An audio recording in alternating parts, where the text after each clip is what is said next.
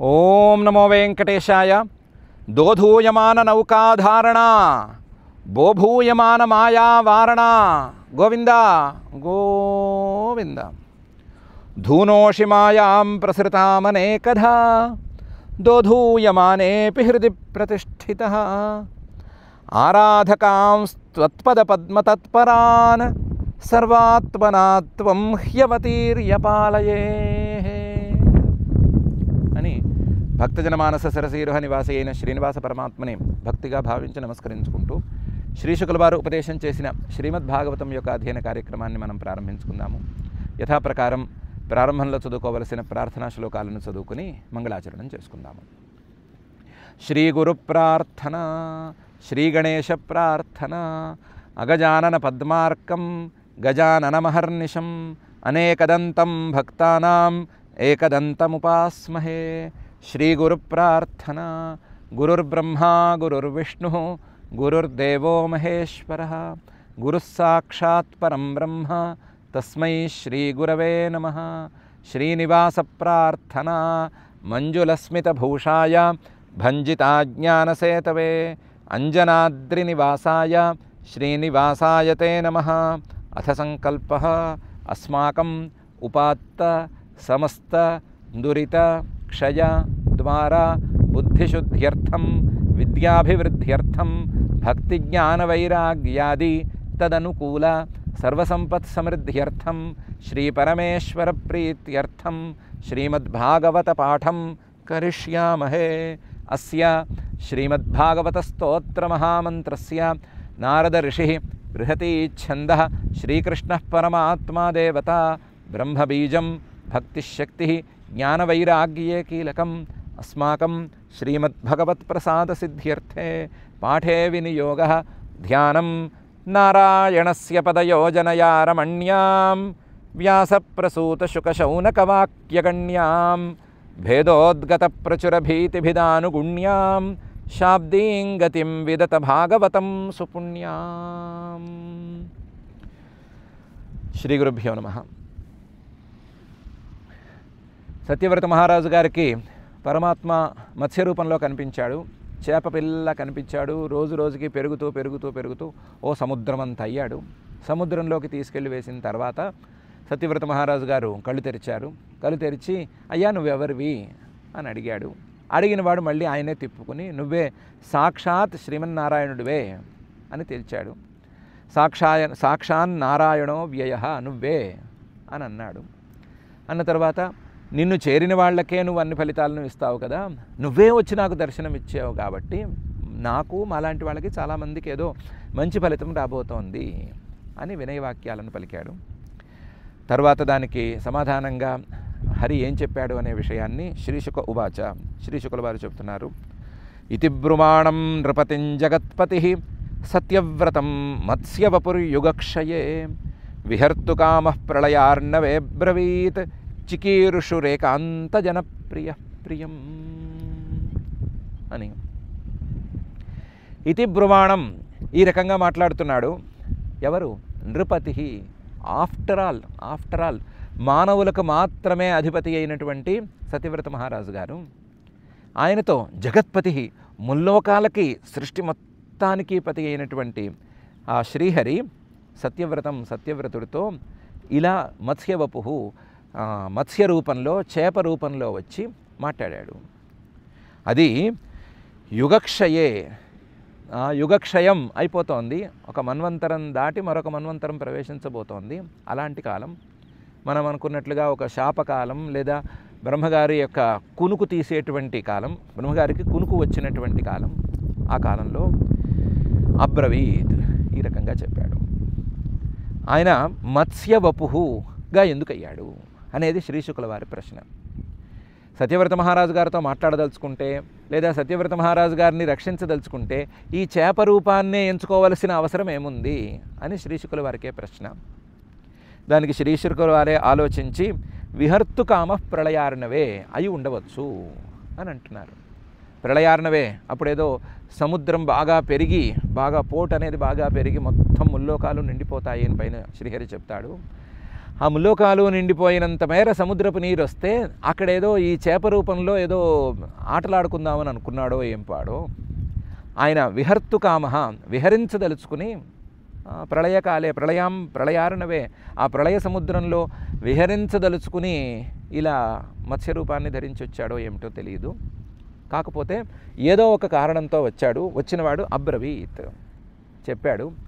ఏ కారణంతో వచ్చినా చికీర్షు ఏకాంత జనప్రియ ప్రియం. చికీర్షు ప్రియం, సత్యవ్రత మహారాజు గారు లాంటి వాళ్ళకి ఏదో ప్రియం, మంచి పని చేయటానికి, వాళ్ళకి అనుకూలమైనది ఏదో చేయటానికి దిగొచ్చాడు. ఆయన ఎప్పుడు ఏకాంత జనప్రియ, తనను మాత్రమే పట్టుకుని వేళ్లాడే వాళ్ళంటే చాలా ఇష్టపడతాడు. తనను మాత్రమే పట్టుకుని ప్రాపంచిక విషయాల మీద దృష్టి లేకుండా ఉండేవాళ్ళంటే ఆయనకి మహాప్రాణం. అలా ఏకాంత జనప్రియ కాబట్టి ఈ సత్యవ్రత మహారాజు అలాగే ఉన్నాడు, ఏకాంత జనుడుగానే ఉన్నాడు. ఆయన్ని అనుగ్రహిద్దాము అనే ఉద్దేశంతో వచ్చాడు.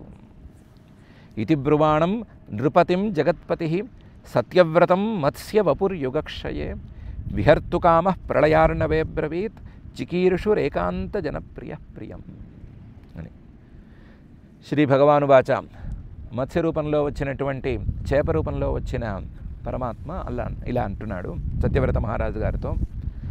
సప్తమేద్యతనాదూర్ధ్వం అహన్యేతదరిందమ నిమంక్షత్యప్యయాంబోధౌ త్రైలోక్యం భూర్భువాదికం అని ప్రారంభించి, అరిందమ శత్రువులను తొక్కేసినటువంటి, అంతఃశత్రువులను కానీ బహిశత్రువులను కానీ తొక్కేసినటువంటి ఓ సత్యవ్రత మహారాజా, సప్తమే అద్యతనాత్ ఈ రోజు నుంచి 7వ రోజుకి, ఊర్ధ్వం పైకి 7వ రోజుకి, అహని ఆ రోజున అంటే 7వ రోజున, ఏతత్ నిమంక్ష్యతి ఇది మొత్తం మునిగిపోబోతోంది. ఎక్కడ మునిగిపోబోతోంది? అప్యయాంబోధౌ ప్రళయ సముద్రంలో ఇది మునిగిపోబోతోంది. ఇది మునిగిపోతోంది అన్నారు కదా, ఏది మునిగిపోబోతోంది అంటే త్రైలోక్యం ముల్లోకాలు మునిగిపోబోతున్నాయి. భూర్భువాదికం, భూహు భువః శుభః అనే ఈ 3 లోకాలు మునిగిపోతున్నాయి. ఈ 3 లోకాలకి ప్రళయం దాపురిస్తోంది. సప్తమేద్యతనాదూర్ధ్వం అహన్యేతదరిందమ నిమంక్ష్యత్యప్యయాంబోధౌ త్రైలోక్యం భూర్భువాదికం. త్రిలోక్యాం లీయమానాయాం సంవర్తాంభసి వైతదా ఉపస్థాస్యతి నౌః కాశ్చిత్ విశాలాత్ త్వాం మయేరిత. ఈ ముల్లోకాలు నీళ్లలో మునిగిపోతూ ఉన్నప్పుడు త్రిలోక్యాం లీయమానాయాం, అందులోనూ సంవర్తాంభసి ప్రళయకాలంలో ఉండేటువంటి సముద్రం ఇలా చిన్న చిన్న అలలతో అలా ఉండదు. ఎట్లాంటి పదార్థాన్నైనా ముంచేసి, ఎట్లాంటి పదార్థాన్నైనా ఇటు అటు విసిరి కొట్టేసి ముక్కలు ముక్కలు చేసేటట్లుగా ఉంటాయి. అలాంటి నీళ్లలో సంవర్తాంభసి వైతదా, అప్పుడు ఉపస్థాస్యతి నౌః కాశ్చిత్ విశాల, నీ దగ్గరికి ఓ పెద్ద ఓడ వస్తుంది. విశాల చాలా విశాలంగా ఉండే ఓ పెద్ద నౌక వస్తుంది, పెద్ద ఓడ వస్తుంది. ఉపస్థాస్యతి నీ దగ్గరికి అదే వస్తుంది, నువ్వు వెతుక్కోనక్కర్లేదు. ఉపస్థాస్యతి నౌః కాశ్చిత్ విశాల. ఆ ఓడ ఎలా ఉంటుంది, ఇలా ఉంటుందా, అలా ఉంటుందా అని అడగద్దు. కాచిత్ ఒక రకంగా ఉంటుంది. కాచిత్ అలాంటి విశాలమైనటువంటి, నువ్వు చెప్పలేని, నువ్వు ఇంతకుముందు చూసి ఎరగని ఒక ఓడ వస్తుంది. త్వాం నీ దగ్గరికి అదే వస్తుంది.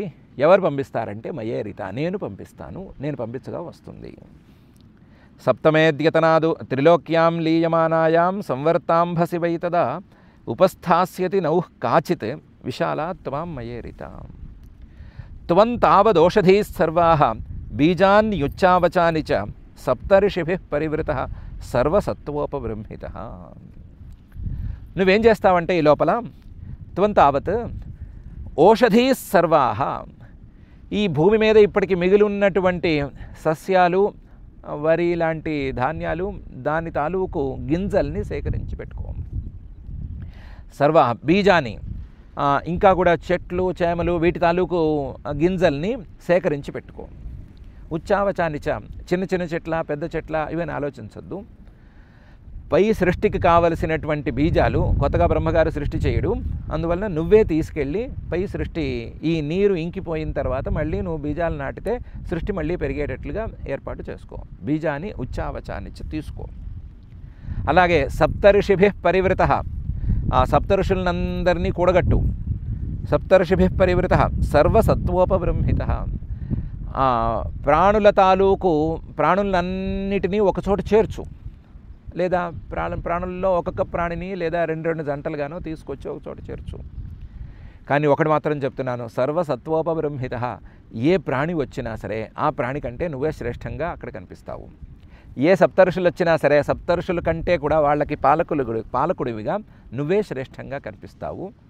అలా నువ్వు వీళ్ళందరినీ ఒక చోట చేర్చు, వీటన్నిటినీ ఒక చోటకి చేర్చిపెట్టు. త్వం తావదౌషధీః సర్వాః బీజాన్యుచ్చావచాని చ సప్తర్షిభిః పరివృతః సర్వసత్వోపబృంహితః. ఈ ఓడ నీ దగ్గరికి రాగానే ఆరుహ్య బృహతీం నాభం విచరిష్యస్య విక్లవః ఏకార్ణవే నిరాలోకే ఋషీణామేవ వర్చస. ఆరుహ్య బృహతీం నాభం, వీళ్ళందరితో కలిసి ఆ పెద్ద ఓడని ఎక్కువ. ఆరుహ్య బృహతీం నాభం విచరిష్యసి, ఆ తర్వాత ఆ ప్రళయ జలంలో అలాగే తిరుగుతూ ఉంటావు. అవిక్లవ, నువ్వేమీ బాధపడవు, దైన్యం ఉండదు నీకు. ఎందుకంటే నీకు తోడుగా సప్తర్షులు ఉన్నారు, నీకు తోడుగా నేను ఉండనే ఉన్నాను. కాబట్టి దైన్యవర్జిత అవిక్లవ త్వం విచరిష్యసి. హాయిగా ఆ పడవలో తిరుగుతూ ఉంటావు. కింద నీళ్ళలో నువ్వు ఉండలేవు, భూమి అనేది కానరాదు. కాబట్టి నువ్వు ఓడెక్కు, ఓడలో నువ్వు తిరుగుతూ ఉంటావు. ఏ కారణవే, ఒకటే సముద్రం. ఆ సముద్రాల మధ్య తేడా ఏం లేదు. బే ఆఫ్ బెంగాలు లేదా ఇండియన్ ఓషన్ ఇలాంటివి ఏం లేవు. మొత్తం ఒకటే అయిపోతుంది. ఏ కారణవే నిరాలోకే, అప్పుడు సూర్యుడు లాంటి ప్రకాశాలు కూడా ఏమీ ఉండవు, వెలుగు అనేది ఉండదు. చీకటిలో ఒకే సముద్రం. ప్రయాణం ఎలా ఉంటుంది అని ఆలోచించుకో. కానీ నువ్వు మాత్రం భయపడక్కర్లేదు. ఋషీణామేవ వర్చస, నీతో పాటు సప్తర్షులు ఉంటారు. వాళ్ళ జ్ఞాన జ్యోతిస్సు నీకు దారి చూపిస్తూ ఉంటుంది. వాళ్ళ జ్ఞాన జ్యోతిస్సు వెలుగులో నువ్వు తిరుగుతూ ఉండు కానివి. ఆరుహ్య బృహతీం నాభం విచరిష్యస్య విక్లవః ఏకార్ణవే నిరాలోకే ఋషీణామేవ వర్చస. దోధూయమానాం తాం నాభం సమీరేణ బలీయస ఉపస్థితస్య మే శృంగే నిబధ్నీః మహాహినా. ఇంతటితో సమస్య పూర్తి కాలేదు. నువ్వు ఓడలోకి ఎక్కినా సరే, ఓడలో తిరుగుతూ ఉన్నా సరే, ఆ ప్రళయకాలంలో వచ్చేటువంటి మహావాయువు ఆ ఓడని ఇటు అటు ఊపేస్తుంది. దోధూయమానాం తాం నావం, ఆ వాయువు తాలూకు తాకిడికి ఈ ఓడ విలవిల్లాడిపోతుంది. దోధూయమానం ఇటు కదిలిపోతుంది. సమీరేణ, ఆ ప్రళయకాలంలో ఉండేటువంటి వాయువు అలా చేస్తుంది. అది బలీయస, చాలా ప్రబలమైనటువంటి వాయువు. ఆ వాయువును ఎదుర్కోగల శక్తి నీ దగ్గర కూడా లేదు. దోధూయమానాం తాం నాభం సమీరేణ బలీయస. అప్పుడు ఉపస్థితస్య, నేను మళ్ళీ ఈ రూపంలో నీ దగ్గరకు వస్తాను. వచ్చినప్పుడు మే శృంగే, నా తల మీద ఒక కొమ్ములాగా కనిపిస్తుంది కదా, నేను కొమ్ము చేపను కదా, నా కొమ్ముకి నువ్వు నా నౌకని కట్టు.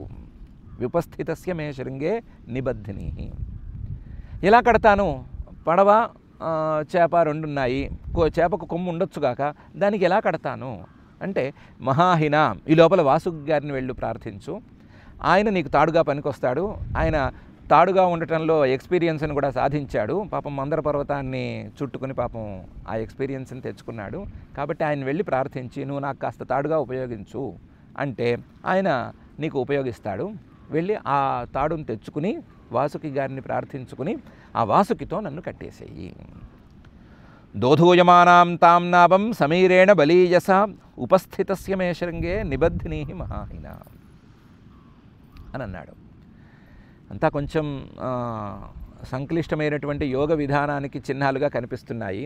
సమీరేణ బలీయస ఏదో వాయువుకు తాలూకు వ్యవహారాలు, ఏ మహాహిన కుండలిని శక్తి తాలూకు వ్యవహారాలు ఏవో కనిపిస్తున్నాయి, అలా చూచాయిగా కనిపిస్తున్నాయి. కాకపోతే అహంత్వాం ఋషిభిः సాకం సహ నావ ముదన్వతి విచరిష్యామి యావద్ బ్రాహ్మీ నిశా ప్రభో అని అన్నాడు. అహం, నేను మాత్రం, త్వాం, నిన్ను, ఋషిభిः సాకం, సప్తఋషులతో సహా కూడిన, సహనావం, ఋషిభిः సాకం సహనావం, నీ నౌకతో సహా, ఉదన్వతి, ఆ సముద్రంలో, వికర్షన్, నా కొమ్ముకి నువ్వు వాసుకితో నీ ఓడని కట్టేస్తావు కాబట్టి, కట్టేయాలి కాబట్టి, కట్టేసిన ఆ నావని వికర్షన్ లాగుతూ, విచరిష్యామి, తిరుగుతూ ఉంటాను. నీరు ఇంకిపోయేదాకా నేను తిరుగుతూ ఉంటాను. యావద్ బ్రాహ్మీ నిశా, బ్రహ్మగారి ఈ కునుకు కాలం పూర్తయ్యేంత వరకు, బ్రహ్మగారి కునుకులో ఈ సృష్టి మొత్తం ప్రళయంతో నిండిపోయి, ప్రళయ జలంతో నిండిపోయి, మళ్ళీ ఆయనకి మెళకువ వచ్చి ఈ ప్రళయ జలం ఇంకిపోయేంత వరకు నేను తిరుగుతూనే ఉంటాను, నిన్ను సంరక్షిస్తూ తిరుగుతూ ఉంటాను, నీకు తోడుగా నేను ఉంటాను, అలాగే నీకు తోడుగా సప్తఋషులు ఉంటారు అని చెప్పాడు. అహంత్వాం ఋషిభిస్సాకం సహ నావముదన్వతి వికర్షన్ విచరిష్యామి యావద్ బ్రాహ్మీ నిశాప్రభో అని. కానీ ఇది కొంచెం సూచనాత్మకంగా ఉంది అని అనుకున్నాం కదా, దానికి చిహ్నంగా ఈ కంటెంట్తో సంబంధం లేకుండా ఇంకో మాట చెప్తున్నాడు. మదీయం మహిమానంచ పరం బ్రహ్మేతి శబ్దితం వేత్స్యనుగృహీతం మే సంప్రశ్నైర్వివృతం హృది అని. అసలు కథాభాగంతో ఈ శ్లోకానికి సంబంధమే లేదు. నేను ఇలా తిప్పుతూ ఉన్నప్పుడు ఈ ప్రళయ జలంలో, ప్రళయ సముద్రంలో, నౌకలో నిన్ను పెట్టి ఉంచి తిప్పుతూ ఉన్నప్పుడు మదీయం మహిమానం వేత్సి, నా గొప్పదనాన్ని నువ్వు తెలుసుకోగలుగుతావు. నా గొప్పతనం ఎంతటిది అంటే పరంబ్రహ్మేతి శబ్దితం, నేను పరబ్రహ్మని, పరమాత్మ అనే శబ్దంతో, పరబ్రహ్మ అనే శబ్దంతో నన్నే చెప్తారు అనే విషయాన్ని తెలుసుకోగలుగుతావు. అలాంటి నా గొప్పదనాన్ని నువ్వు తెలుసుకోగలుగుతావు. పరంబ్రహ్మేతి శబ్దితం వేత్స్యసి, నువ్వు తెలుసుకుంటావు, తెలుసుకొని తీర్తావు. ఎలా అంటే అనుగృహీతమ్మే, నేనే నిన్ను అనుగ్రహిస్తాను కదా, అనుగ్రహిస్తాను కాబట్టి తెలుసుకుంటావు. అది అప్పుడే ఎందుకు తెలుసుకుంటావు అంటే, ఇప్పుడు నీ మనసులో చాలా ప్రశ్నలు ఉన్నాయి. సంప్రశ్నై, రకరకాల ప్రశ్నలతో సతమతం అవుతున్నావు నువ్వు. కాబట్టి వాటికి సమాధానాలు దొరక్క, ఆ సమాధానాలు దొరకక నేను కనిపించక ఇబ్బంది పడుతున్నావు. అప్పుడు నేను వివరిస్తాను నీకు, అప్పుడు నీకు వివరంగా సమాధానాలు చెప్తాను. వివృతం ఎక్కడ చెప్తాను అంటే హృదయంలోనే ఉండి చెప్తాను. కాబట్టి ప్రశ్నలకి సమాధానాలు దొరుకుతాయి. సమాధానాలు దొరికితే నన్ను నువ్వు తెలుసుకోగలుగుతావు. నన్ను అంటే పరబ్రహ్మనైనటువంటి నన్ను తెలుసుకోగలుగుతావు. నా మహిమ, నా వ్యాప్తి, నా యొక్క రూపం, నా యొక్క చైతన్య స్వరూపం అన్నీ నీకు అర్థమవుతాయి అని చెప్పాడు. దీన్ని బట్టే ఇదేదో యోగ ప్రక్రియలో ఒక యోగ సాధన తర్వాత మనసులో ప్రశ్నలు వేధించిన ప్రశ్నలకి ఈ రకమైనటువంటి ప్రక్రియ ద్వారా సమాధానాలు లభించడం, దానికి పరమాత్మానుగ్రహం తోడవ్వటం అనే విషయం ఉంది ఇక్కడ అని మనం చూచాయిగా అర్థం చేసుకుంటున్నాం. మదీయం మహిమానంచ పరం బ్రహ్మేతి శబ్దితం వేత్స్యనుగృహీతం మే సంప్రశ్నైర్వివృతం హృది అని. దీనికి బలం చేకూర్చేట్టుగా శ్రీశుకుల వారు చెప్తున్నారు. ఇత్తమాదిశ్య రాజానం హరిరంతరధీయత సోన్వవైక్షత తంకాలం యం హృషీకేశ ఆదిశత్ అని. కథాపరంగా చూసుకున్నప్పుడు ఇత్తమాదిశ్య రాజానం సత్యవ్రత మహారాజు గారిని ఈ రకంగా ఆదేశించి, హరిహి శ్రీహరి తత్ర అంతరధీయత, అక్కడే ఆ మత్స్యరూపంలో వచ్చిన చోటే, సముద్రంలో సత్యవ్రత మహారాజు గారు దింపిన చోటే అంతర్ధానం అయిపోయాడు, కనిపించలేదు. ఇంతవరకునేమో క్షణక్షణం పెరిగిపోతూ వచ్చినవాడు మహాయోజన శత పరిమాణంలోకి వచ్చాడు. ఈ మాటలు మాట్లాడి క్షణంలో అంతర్ధానం అయిపోయాడు. సత్యవ్రత మహారాజు గారు చేసేదేముంది? సహా అన్వవైక్షత తంకాలం, ఎదురు చూస్తూ కూర్చున్నాడు, కాలం కోసం ఎదురు చూస్తూ కూర్చున్నాడు. యం హృషీకేశ ఆదిశత్, ఏ కాలాన్నైతే హృషీకేశుడు శ్రీహరి ఆదేశించాడో నువ్వు ఇంతవరకు ఎదురు చూస్తూ ఉండు అని, అంతవరకు ఎదురు చూస్తూ ఉన్నాడు అనేది కథాపరంగా ఉండేటువంటిది. మనం హృషీకేశ అనే పదాన్ని కనుక ప్రధానంగా పట్టుకుంటే, హృషీకం అంటే విషయేంద్రియం, మనస్సు కదా, దానికి ఈశ్వరుడైనటువంటి శ్రీహరి అంతర్యామి అయినటువంటి పరమాత్మ ఆదేశం ప్రకారం, ఆ పరమాత్మ చెప్పినట్లుగానే ప్రాణాయామ ప్రక్రియనో లేదా ఆ ఉపదేశాన్ని ఆయన అర్థం చేసుకున్నటువంటి తీరులోనో సాధన చేస్తూ తంకాలం అన్వవైక్షత, ఆ కాలం కోసం ప్రతీక్షిస్తూ ఉన్నాడు. సాధన బాగా పరిపాకానికి వచ్చి ఫలితాన్ని ఇచ్చేదాకా ఎదురు చూడాలి కదా సాధకుడు, అలా ఎదురు చూస్తూ ఉన్నాడు అని అర్థం చెప్పుకోవచ్చు. ఈ అర్థం కోసమే ప్రధానంగా ఈ రూపం అనే విషయం కొద్దిగా చూచాయిగా అర్థమవుతోంది. లేకపోతే చేప పెరగటం, ఆ పెరిగి సముద్రం అంతా అవటం, సముద్రం అంతా అయిన పెద్ద చేపని లాక్కొచ్చి సముద్రంలో వేయగలగటం, ఇలాంటి విషయాలన్నీ మామూలు మాటల్లో చెప్పుకున్నప్పుడు కాస్త ఇబ్బందిగానే ఉంటాయి. వాటికి లాజిక్ అనేది సరిగా అర్థం కాదు. ఇలాంటి సాధన దీని వెనకాల ఏదో ఉంది అంటే అంతర్లీనంగా అలాంటి విషయాలను ఇందులో సమకూర్చుకుంది కాబట్టి, ఇముడ్చుకుంది కాబట్టి ఇలా చెప్పడంలో తప్పులేదు అని తెలుస్తుంది. ఇత్తమాదిశ్య రాజానం హరిరంతరధీయత సోన్వవైక్షత తంకాలం యం హృషీకేశ ఆదిశత్. దీనికి మరింత బలాన్ని చేకూర్చేట్లుగా శ్రీశుకుల వారు చెప్తున్నారు. ఆస్తీర్య దర్భాన్ ప్రాక్కూలాన్ రాజర్షి ప్రాగుదంముఖ నిషసాద హరేపాదౌ చింతయన్ మత్స్యరూపిణ అని.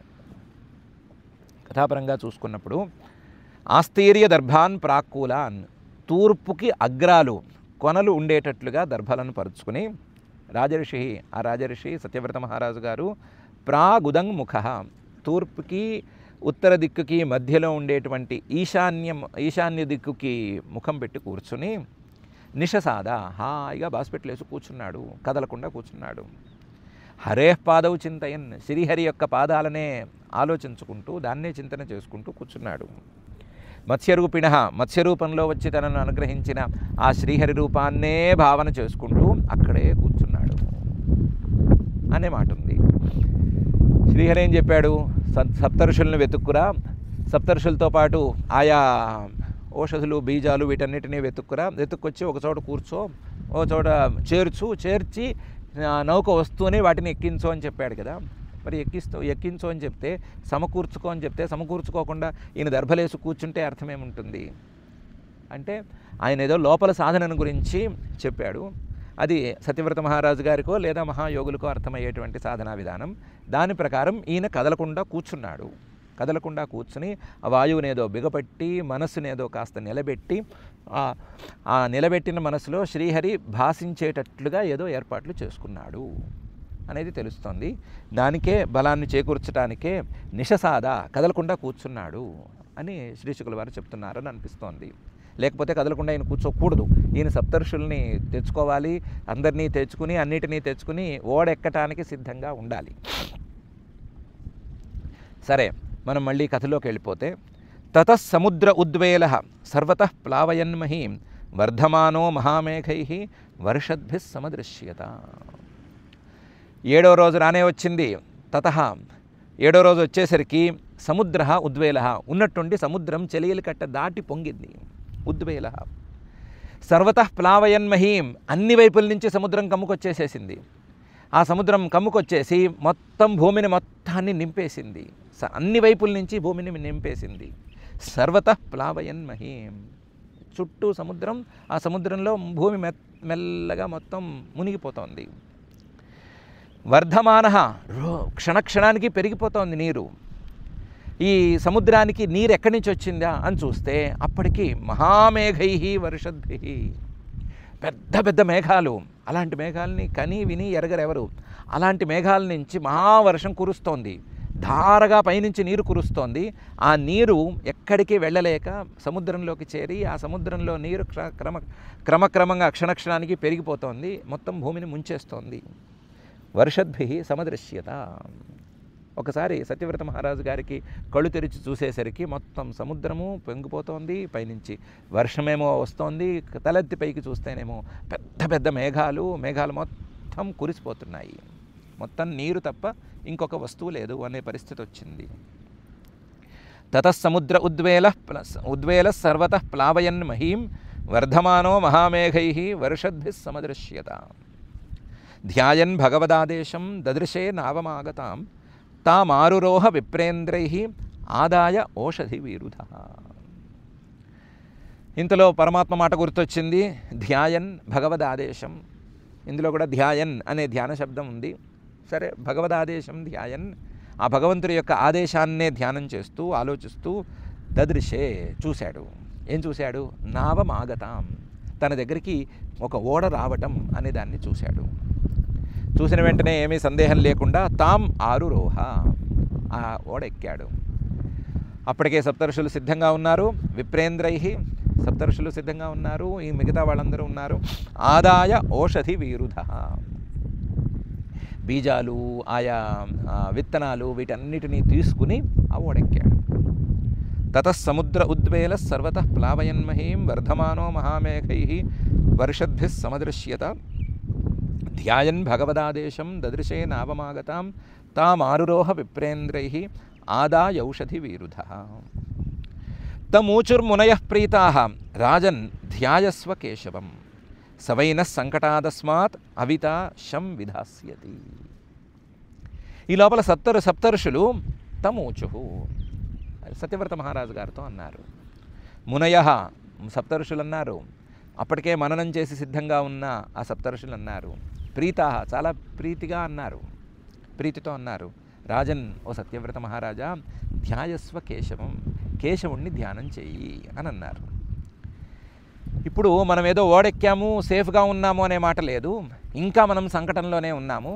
ఎందుకంటే పైనుంచి వర్షం ధారలుగా పడుతూనే ఉంది, కిందేమో సముద్రపు మట్టం క్షణక్షణానికి పెరిగిపోతూనే ఉంది. కాబట్టి సంకటం అనేది అలాగే ఉంది.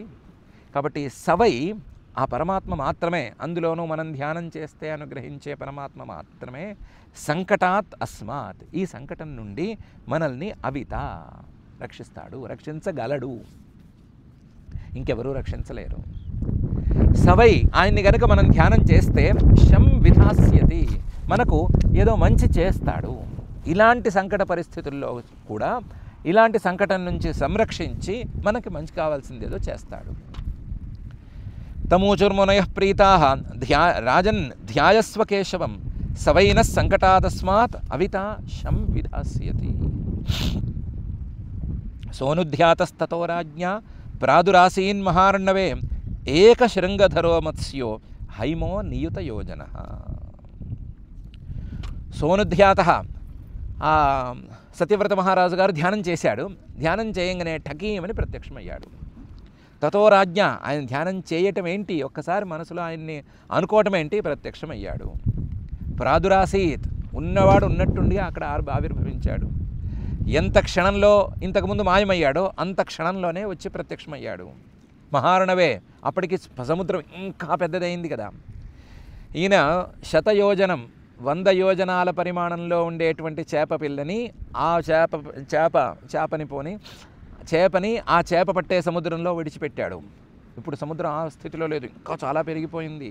మహారణవే, అలాంటి మహారణవంలో ఏకశృంగధరో మత్స్య, ఒంటి కొమ్ము చేపలాగా ఈయన వచ్చాడు.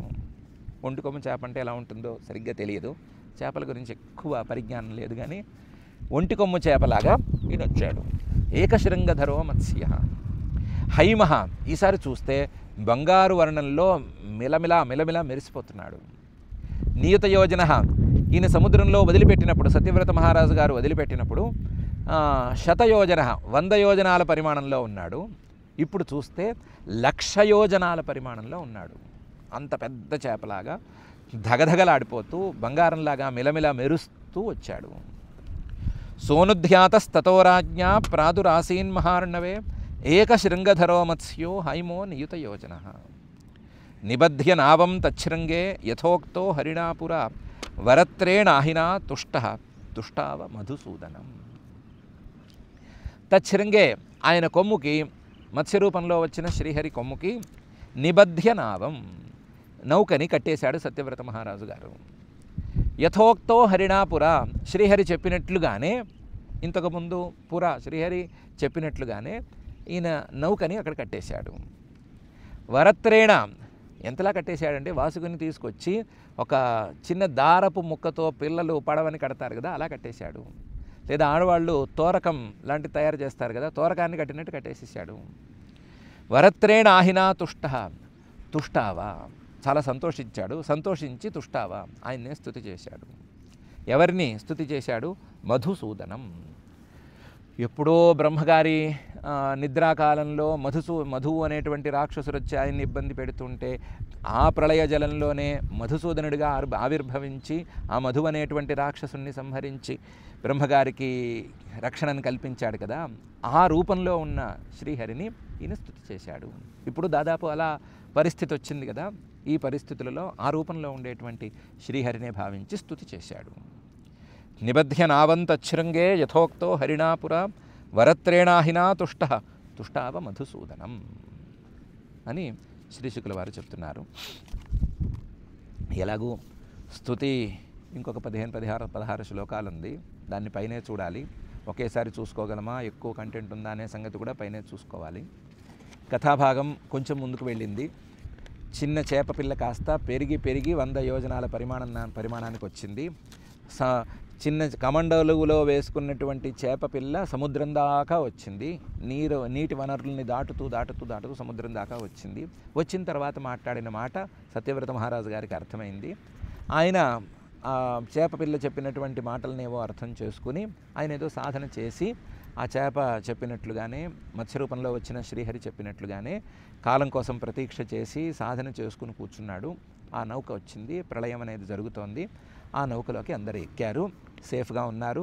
ఆ నౌకను తీసుకెళ్ళి ఆ శ్రీహరికి కట్టేశారు అనేంతవరకు కథాభాగం బాగానే సాగింది. అంతర్లీనంగా ఉండేటువంటి యోగ సాధనా రహస్యాలు అంత ఖచ్చితంగా మనం తీసేట్టుగా లేవు. ఏ సాధకుడికి ఏ యోగ సాధనా విధానం సరిగ్గా సరిపోతుందో తెలిసి చేస్తున్నటువంటి పరమాత్మ పని ఇది. కాబట్టి మనం ఖచ్చితంగా చెప్పలేము.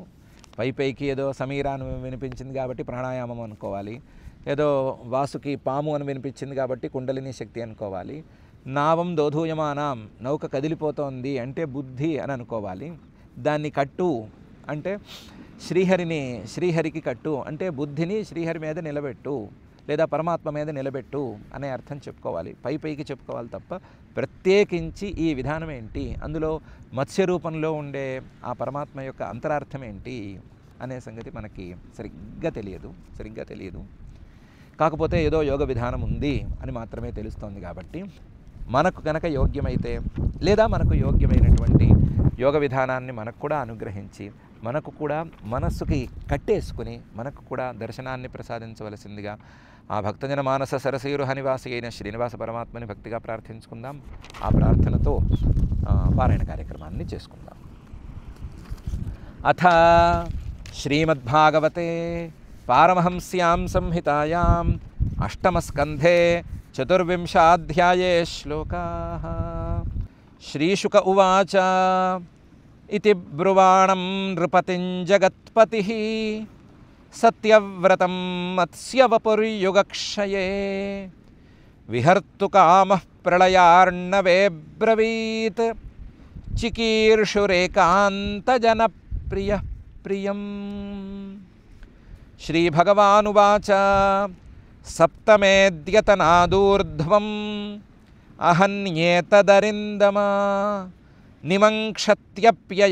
నిమంక్ష్యత్యప్యయాం బోధౌ త్రైలోక్యం భూర్భువాదికం త్రిలోక్యాం లీయమానాయాం సంవర్తాంభసి వై తదా ఉపస్థాస్యతి నౌః కాచిత్ విశాలాత్వాం మయేరితా త్వంతావదోషధీః సర్వాః బీజాన్యుచ్చావచాని చ సప్తర్షిభిః పరివృతః సర్వసత్వోపబృంహితః ఆరుహ్య బృహతీం నావం విచరిష్యస్య విక్లవః ఏకార్ణవే నిరాలోకే ఋషీణామేవ వర్చసా దోధూయమానాం తాన్నావం సమీరేణ బలీయసా ఉపస్థితస్య మే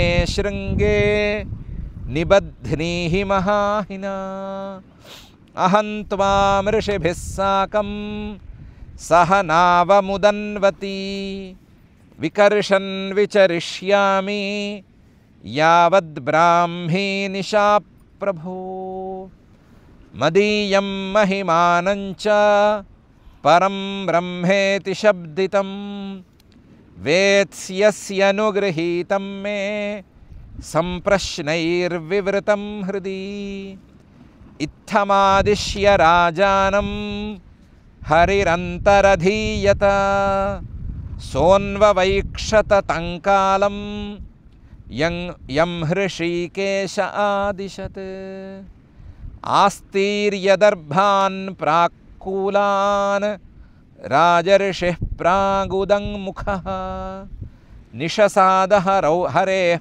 పాదౌ చింతయన్మత్స్యరూపిణః తతః సముద్ర ఉద్వేలః సర్వతః ప్లావయన్మహీం వర్ధమానో మహామేఘైః వర్షద్భిः సమదృశ్యత ధ్యాయన్ భగవదాదేశం దదృశేనావమాగతాం తామారురోహ విప్రేంద్రైః ఆదాయౌషధివిరుధః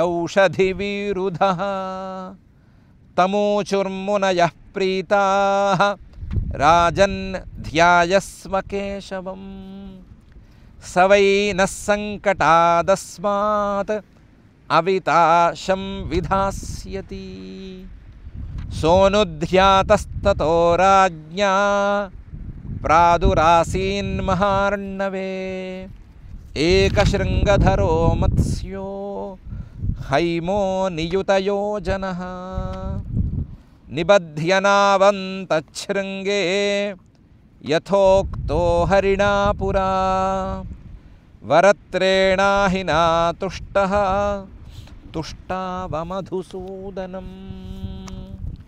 ఇతి శ్రీమద్భాగవతే పారమహంస్యాం సంహితాయాం అష్టమస్కంధే చతుర్వింశాధ్యాయే శ్లోకాః అథ క్షమా ప్రార్థనా యదక్షరపదభ్రష్టం మాత్రాహీనం తు యద్భవేత్ తత్సర్వం క్షమ్యతాం దేవ నారాయణ నమోస్తుతే అథ భగవత్సమర్పణం కాయేన వాచా మనసేంద్రియైర్వా బుద్ధ్యాత్మనా వా ప్రకృతే స్వభావాత్ కరోమి యద్యత్ సకలం పరస్మై నారాయణాయేతి సమర్పయామి అథ లోకక్షేమ ప్రార్థనా సర్వే భవంతు సుఖినః సర్వే సంతు నిరామయాః సర్వే భద్రాణి పశ్యంతు మా కశ్చిద్ దుఃఖభాగ్ భవేత్ అథ మంగళం శ్రియః కాంతాయ కళ్యాణ నిధయే నిధయేర్థినాం శ్రీవేంకటనివాసాయ శ్రీనివాసాయ మంగళం.